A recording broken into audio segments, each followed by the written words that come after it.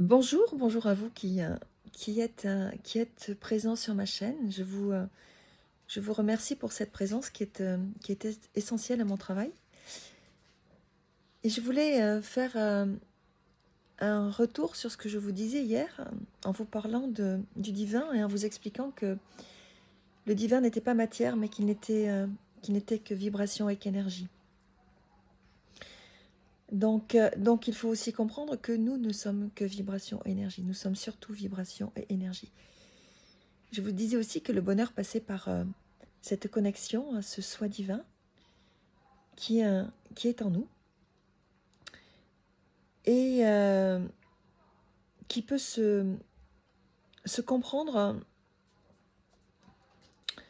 par un chemin scientifique et par un chemin spirituel. En science, sur le chemin scientifique, selon Einstein, donc E égale mc2, la matière, c'est une forme condensée d'énergie.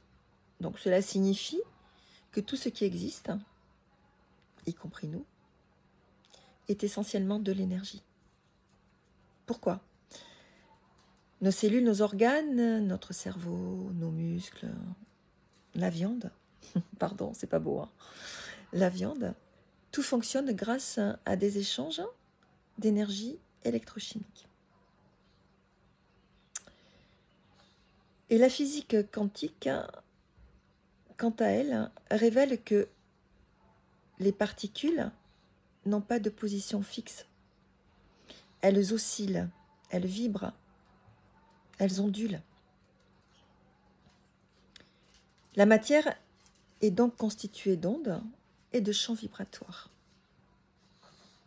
Et donc ce qui semble solide, en réalité, n'est constitué que de vide et d'ondes. D'un point de vue spirituel, nous sommes des êtres vibratoires. Et la conscience est une fréquence. Dans de nombreuses traditions spirituelles comme l'hindouisme, le bouddhisme, le chamanisme, etc., il est dit que la conscience humaine vibre sur différentes fréquences. Les émotions sont perçues comme des états vibratoires. Vous avez des hautes fréquences et vous avez des basses fréquences. Que sont les basses fréquences ? Les basses fréquences, c'est la peur, la colère, les doutes. Et vous avez des vibrations beaucoup plus hautes qui sont la joie et bien évidemment l'amour. Mais pas l'amour humain, un amour plus grand, qui n'est pas limité. Et l'éveil spirituel est souvent décrit comme un changement de fréquence, une élévation vibratoire.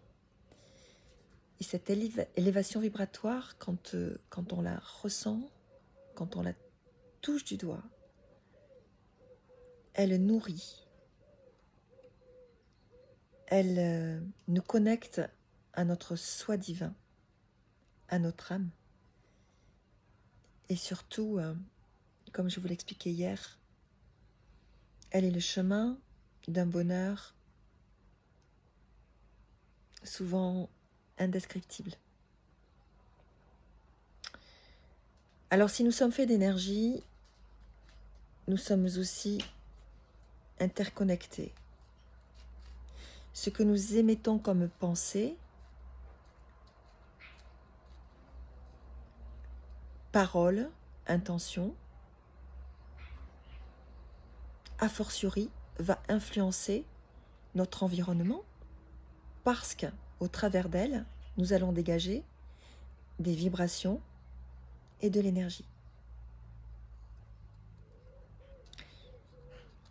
c'est de là que, et de tout ça que découle une loi universelle qui est la loi d'attraction.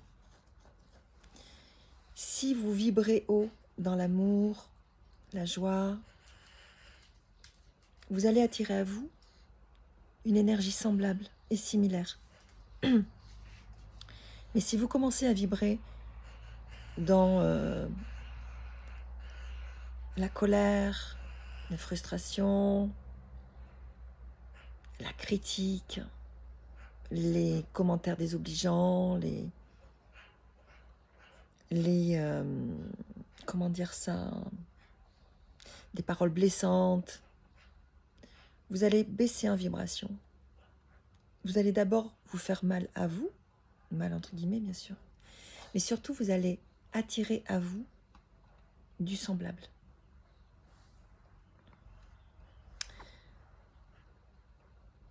Donc, puisque nous sommes vibration, chaque pensée, chaque mot, chaque action a une fréquence. Ce qui me fait dire que nous sommes créateurs de notre réalité, créateurs de notre vie.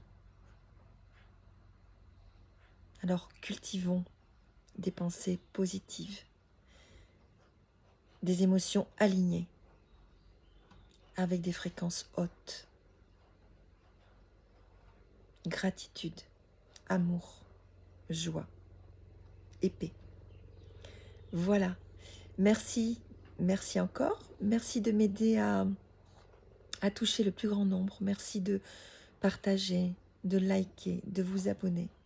Et en faisant tout ça, écoutez, vous devenez mes partenaires dans cette mission, entre guillemets, afin que la lumière, avec un L majuscule, éclabousse le plus de monde possible. Et à ce moment-là, nous devenons, vous et moi, des artisans de lumière. Merci, merci, très belle journée.